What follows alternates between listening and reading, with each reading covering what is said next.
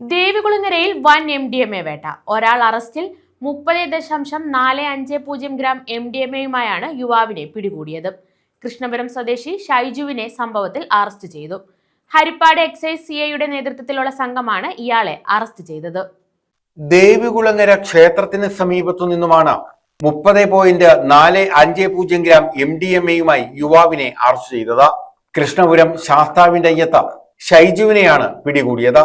ഏറെ നാളായി ഇയാൾ MDMA കച്ചവടം ചെയ്യുകയാണെന്ന് എക്സൈസ് പറഞ്ഞു. ഒരു മാസം മുമ്പ് ഇയാളെ ആലപ്പുഴ എക്സൈസ് ഇന്റലിജൻസ് ഉദ്യോഗസ്ഥർ വളഞ്ഞെങ്കിലും ഇവരെ ഇടിച്ചു തെറിപ്പിക്കാൻ ശ്രമിച്ച് ഇയാൾ രക്ഷപ്പെടുകയായിരുന്നു. കരുനാഗപ്പള്ളി കേന്ദ്രീകരിച്ചാണ് ഇയാൾ പ്രധാനമായും മയക്കുമരുന്നിന്റെ വിപണനം നടത്തുന്നതെന്നും എക്സൈസ് സംഘം പറഞ്ഞു.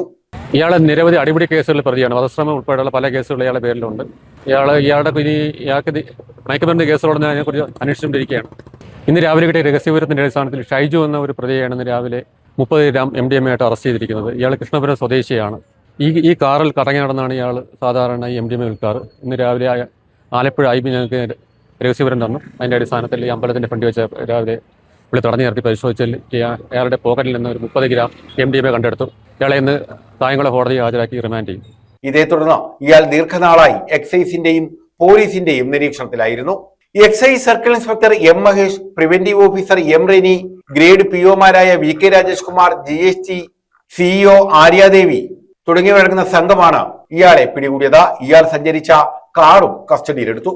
News bureau, Kayamkulam.